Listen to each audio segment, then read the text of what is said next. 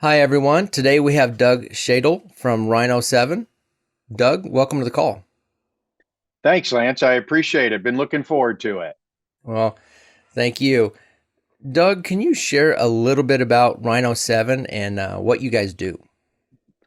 Sure, Lance. I appreciate it. I suppose the easiest way for me to help everybody get a good feel for Rhino 7 is take you back in time, right? I went to school to be an engineer, um, industrial, got out of college, and then I shocked my parents real good when I didn't do that. And I really stumbled into franchising in the mid 90s, not too long after I got out of college. And I spent the 90s in hotel franchising, marketing type franchise systems. And I always, thought that there was ways to do things better to help franchisors grow, especially grow effectively. And an old saying that my dad used to pound into me when I was young, he'd say, Doug, you just don't know what you don't know yet. Right. And I don't know how much attention I paid to him back then, but that old saying kept ringing in my ears. And that was a catalyst, I think, for my partner, John Cohen, and I to launch Rhino 7 in 1999. And when we first got started, um, Great Clips was really our first client, so to speak. It was very helpful for us because they were already, I don't know, probably 1,800 open units at that time, Lance. And they wanted us to help them make everything better that we could get inside of operationally. And then they wanted us to help them grow, especially where they were struggling. And we did that.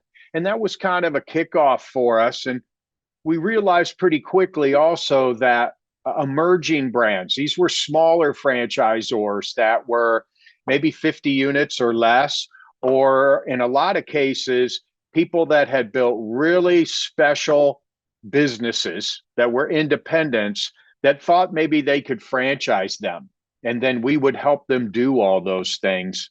So as times progressed over the last 20 years, really plus for us, we have been in senior care and urgent care, varieties of different industries. Um, this sounds a little strange, but we don't really focus heavily on a specific industry. We've done a lot of medical. It's really gone well. We do a lot of pet stuff, but I'm not really so concerned about the industry, more so that I'm concerned about the unit economics. So if the unit economics of the business or the franchise are good, then we have a good opportunity to wrap a very powerful franchise solution around it and then go grow it across the country. So today at Rhino 7, we're obviously a development firm. In the last 5 or 6 years, franchise sales organizations have become FSOs. When we started in 99, it was just us, right? And we were a development firm.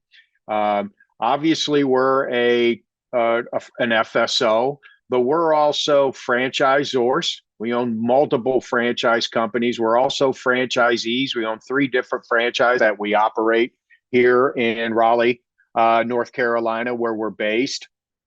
Um, we also have operational divisions that support franchisees.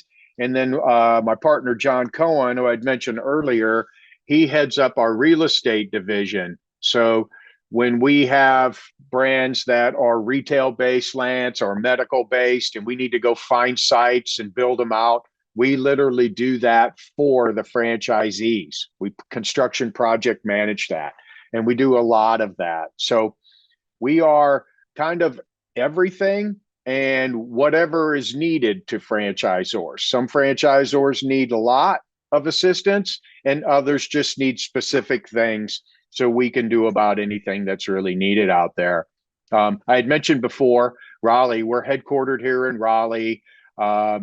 We've been here since our start.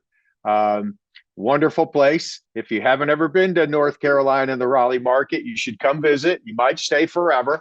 It's awful nice.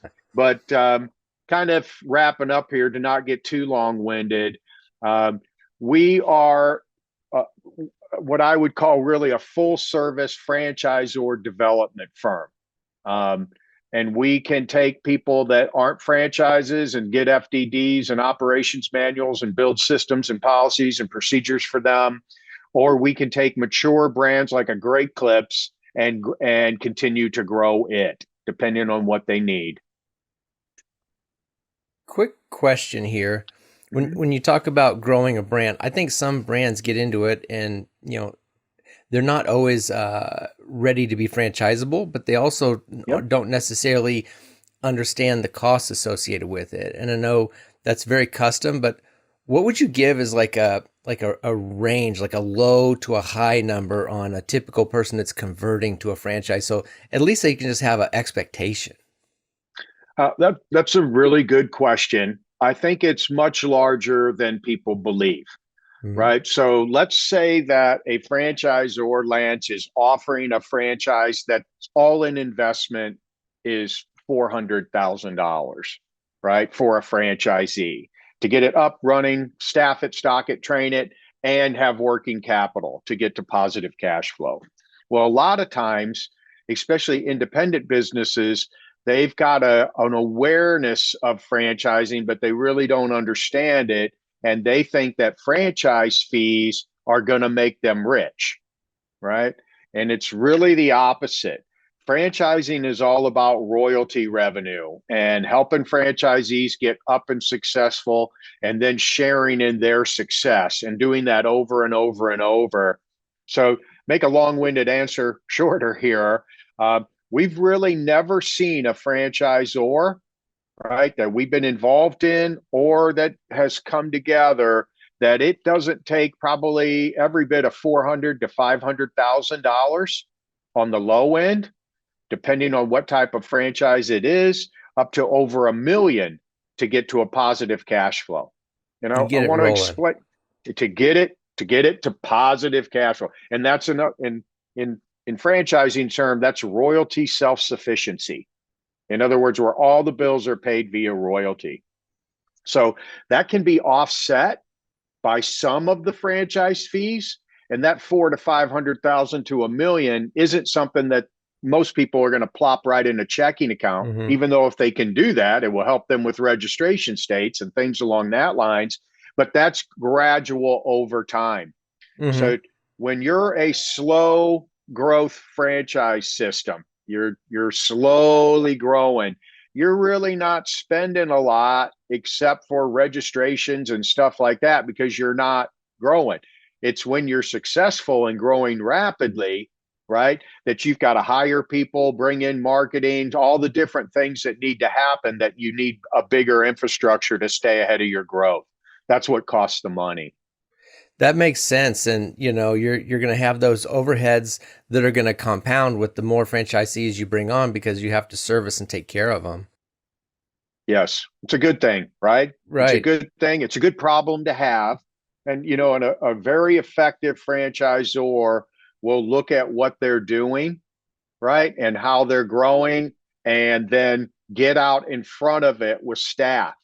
Because if you're bringing on staff a lot after the fact, after you've grown, you're playing catch up all the time. So one of the reasons that we got into the construction project management side of the business for our retail and medical franchise systems was so that we could help them absorb the growth, right? So if we're helping them find the franchisee, bring the franchisee on, and then we're picking that franchisee up at Rhino 7 and doing their construction project management, that's kind of a cushion for the franchisor that helps them focus on helping the franchisee get their staff in place and getting them all trained rather than being so focused on just trying to get them open. And it's Right. worked really well. Well, I talk with some of the young franchisors, and I explain that you're going from doing one thing, which is running your personal business well, to now having to sell this concept, which is completely different and has its own list of things, and then replicating it with strangers who you vetted, who are not you and may not know anything about it. So these are you've exponentially expanded your skills, and which is hard. The shortcut is to find a company been able to do this in the past. And I normally ask people how they're different, but wow, you've really kind of laid into it with, not only your experience, but you're currently running franchises, not just developing them, and you are a franchisor. So yeah. Anything you want to add to what makes Rhino 7 different from the other FSOs? I think that uh, by being all aspects of franchising, right? So not only being a franchise sales organization, but actually supporting franchisees, helping them get their sites open, um, software solutions. But one of the things that's pretty easily overlooked is being a franchisee, right? Because we're paying royalty, right? We're doing all these things. And in a lot of the brands that we're franchisees in, we're early. We're the pioneers, right? We're really adapting and getting in, and we're helping to tweak those things to make the system even better because we know what we're looking for and we know where we need to go. And so that's been really helpful. I think a lot with us in helping franchisors not only grow, but be successful at it. Well, and if somebody wants to, say, get your help with being a franchise, whether it's starting from scratch or whether it's somebody who is, looking to have you kind of take them on and move them to the next level, what's that general process they would go through? First, we get to know each other, right? And then it's pretty easy for us. What we really need to do is look at talk through what type of infrastructure they'll have or they have and what they're going to need, Lance, depending on the growth, but how we can really predict what we might be able to do in growth with them is really reverse engineered off the P&Ls that will be in their item 19, right? So a lot of times in franchising, well, let me rephrase it. Most of the time in franchising, it's an attorney that came up with the strategy to develop the growth of the franchise. And especially an emerging brand, they don't really know that you tell the attorney what you want to do, not have them tell you what you're gonna do, right? So one of the big things that really makes a huge difference is we need to strategize on how we're going to make that brand unique, especially if it's in an industry where there's already a lot of players in it. So how you do that is you create a different type of franchise model for it.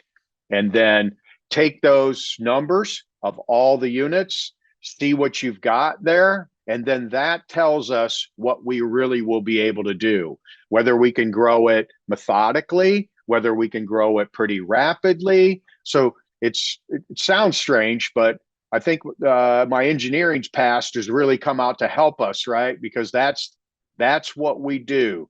We reverse engineer everything off the numbers, and then that builds the entire changes that we need to make in an FDD. Yeah, I've noticed that over the years of talking with you and working with you is that engineering side comes out. You're very organized, you have a lot of details, and you just seem to be on top of it. Well, thank you for that. I'll let my parents know that you said that tonight at dinner. They'll I'll get a kudos on that one. Well, how long does it typically take for things to get implemented and working, Well, once we've learned what the system is, and then we get an agreement with a franchisor or a business that we're going to turn into a franchisor, then it usually takes us about 60 days, right? In 60 days, we can build the strategy, tweak the FDD or create the FDD into what we need it to have or get it from scratch. We've got operational templates. So if we need that, we can put together operations manuals in a quick fashion that are very effective. And then we build what's called an educational portal, which is a website just for people that are investigating the franchise company, not the general public. And then we break the business down into categories, and then we're able to put everything in place. So about 60 days, we can do all that. We get all that information from them, build it all, and then we take it out to the different consultant groups and then start to promote it from there. So I would say 60 to 90 days, we're really rolling. with the brand.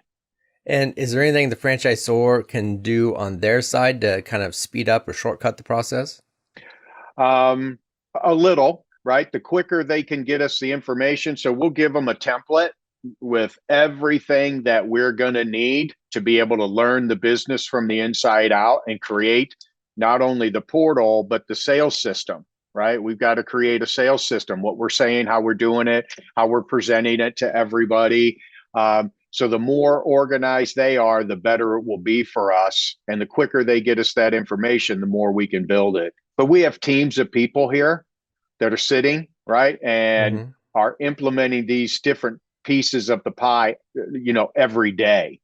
So we can move pretty quickly. Mm-hmm. Well, I would just say that anybody out there that wants to work with Doug, he's a great guy. We have a link by this video, and also have a link that you can go to, which is franpro.com/rhino7. And so that's RHINO and the number 7, and that'll take you right there. Doug, I appreciate having you on, and talk again soon here. Thank you, Lance. Have a great weekend coming up here. Take care.